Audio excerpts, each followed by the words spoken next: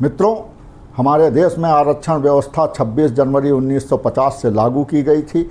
इसका उद्देश्य समाज के दलित, शोषित, वंचित और पिछड़े लोगों को समाज की मुख्य धारा में लाने का था, ना कि राजनीति करने का।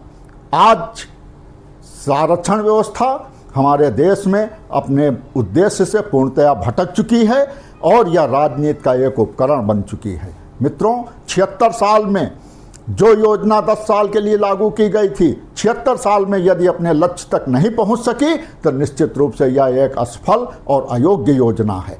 मित्रों, आरक्षण व्यवस्था समाप्त की जानी चाहिए।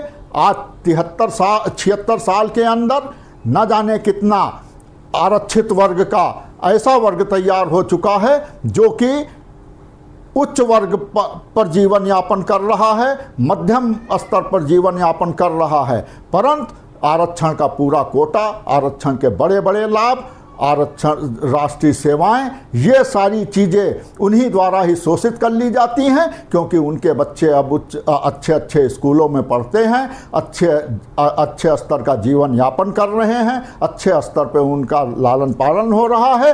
और जिसके लिए आरक्षण किया गया था, जो वास्तव में दलित, शोषित और वंचित समाज के लिए किया गया था, उस दलित, शोषित, वंचित समाज को आज राशन कार्ड जैसी छोटी छोटी सुविधाओं के आधार पर आज खुश रखा जा रहा है और उन तक वास्तव में आरक्षण नहीं पहुंच पा रहा है, क्योंकि उनके बच्चे वही ग्राम सभा के स्कूलों में पढ़ रहे हैं, वह इन कॉन्वेंट में पढ़ने वाले उन लोगों का जो क्रीमी लेयर बन चुके हैं, उन लोगों के बच्चों को वो डिफीट नहीं दे पा रहे हैं, उन लोगों को तक को वह मात नहीं दे पा रहे हैं, उनके बराबर शिक्षा, दीक्षा और योग्यता नहीं हासिल कर पा रहे हैं। मित्रों, आज आवश्यकता इस चीज़ की है कि देश में हर वर्ग में आज गरीब, अमीर और मध्यम वर्गीय व्यक्ति है।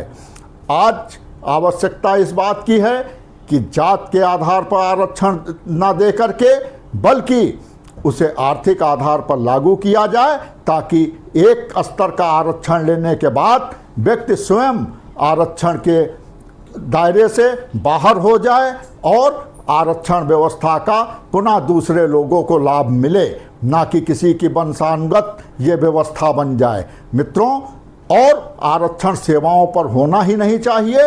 आरक्षण केवल शिक्षा, दीक्षा और उनको उन्नत बनाने की दिशा में होना चाहिए। उसके लिए सरकार पूरी व्यवस्था करे, सरकार उनके लिए पूरा सिस्टम बनाए।